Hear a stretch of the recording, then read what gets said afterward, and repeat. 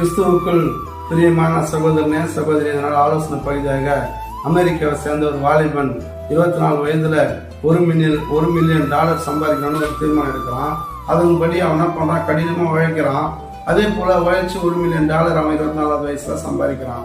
அடுத்தது 34வது வயசுல இன்னொரு $1 மில்லியன் சம்பாதிக்கணும்னு ஒரு தீர்மானம் எடுக்கிறான். அதன்படி என்ன பண்றான், 34வது வயசுல திரும்பவும் இன்னொரு $1 மில்லியன் அவன் சம்பாதிச்சு முடிக்கிறான். அதுக்கப்புறம் இன்னொரு தீர்மானம் எடுக்கிறான்.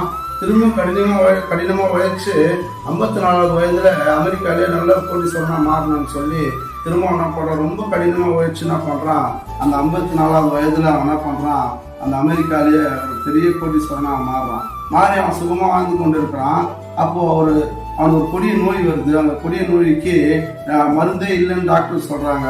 அப்படி இந்த இன்னொரு 4 வருஷம் தான் நீ உயிரோடு இருப்ப, அதுக்கப்புறம் நீ மறிச்சிடுவேன். ஏன்னா அந்த நோய்க்கு இது 100ல் ஒருத்தருக்கும் 1000ல் ஒருத்தருக்கு தான் அந்த நோய் வரும். அப்படிப்பட்ட அந்த நோய்க்கு மருந்து இல்லைன்னு சொல்லி டாக்டர் சொல்லி வீட்டுக்கு அனுப்பிச்சிடுவாங்க.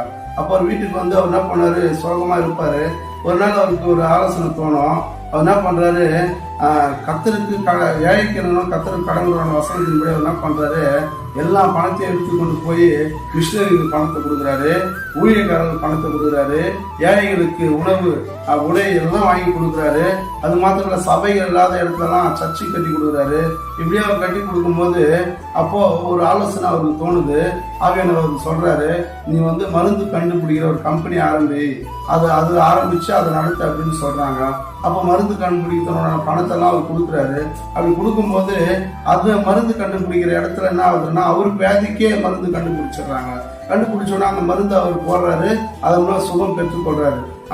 அப்போ அவர் செய்த உதவிகளை மறக்காம என்ன பண்ற ஆண்டவர் அவருக்கு நன்மை செய்தார். ஏன்னா தீங்கு நாள்ல ஆண்டவர் அவனை விடுவிச்சார். வசனத்தின்படி அவர் என்ன பண்றாரு, சிறுமைப்பட்டவர் மேல் சிந்த வைத்தாரு.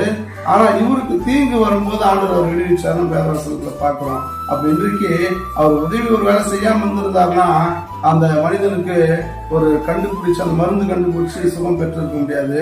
மாறா அவர் என்ன பண்ணிருப்பார், அந்த வியாதியின் கொடுமையிலே அவர் சோகத்திலே மறிச்சு போயிருப்பார். ஆனா மாறா அவர் என்ன பண்ணாரு, எல்லாருக்கும் உதவி செய்தார். அவர் சம்பாதிச்ச பணத்தை வீணடிக்க கூடாதுன்னு சொல்லி அநேகருக்கு உதவி செய்த நிமித்தம் கர்த்தர் அவரை விடுவிச்சாருன்னு நம்ம பாக்குறோம். கர்த்தர் அவருக்கு வியாதிக்கு மருந்து கொடுத்து சுகம் கொடுத்தாருன்னு பாக்குறோம். அப்ப இன்றைக்கு நீங்கள் நானும் கூட இதை கேட்டுக்கொண்டு இருக்கிறோம். நம்ம வாழ்க்கையில கூட அநேக பணங்கள் சம்பாதிக்கிறோம். அநேக நேரங்கள்ல அநேக உதவிகள் கேட்கும் போது நம்ம என்ன பண்றோம், யாருக்கும் உதவி செய்ய நம்ம மறுக்கிறோம். ஏன்னா இது எனக்கு தேவைப்படுது, என் குடும்பத்துக்கு தேவைப்படுது, என் பிள்ளைகளுக்கு தேவைப்படுதுன்னு சொல்லி நம்ம என்ன பண்றோம், பணத்தை வச்சிருந்தாலும் நம்ம குடும்பத்துக்கு மனசு இல்லை.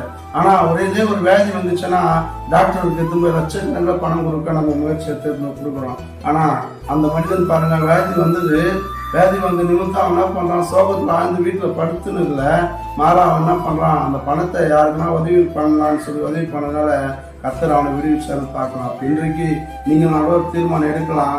நான் கூட அநேக பணங்கள் வைத்திருக்கிறேன், அநேக நேரங்களில் உதவின்னு வரப்ப நான் கொடுக்காம இருந்திருக்கிறேன். ஆனா இன்றைக்கு நான் கர்த்தர் எனக்கு கொடுத்ததை நான் கர்த்தருடைய பிள்ளைகளுக்கு நான் உதவி செய்வேன், ஏழைகளுக்கு உதவி செய்வேன் அப்படின்னு சொல்லி நம்ம ஒரு தீர்மானம் எடுக்கலாம். கர்த்தர் உங்களை என்னை ஆசீர்வதிப்பாராக. ஆமென். அல்லேலூயா. உன் கையில் பணம் இருந்தால் உன்னைத்தான் புகழ்ந்திடுவார். ஏழை என்று தெரிந்தாலே உன்னை விட்டு விலகிடுவார். உன் கையில் பணம் இருந்தால் உன்னைத்தான் புகழ்ந்திடுவார்.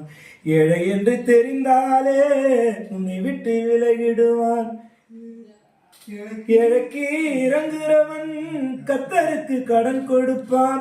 ஏழைக்கு இறங்குறவன் கர்த்தருக்கு கடன் கொடுப்பான். கர்த்தருக்கு கொடுத்தவனோ என்றுமே செழித்திருப்பான்.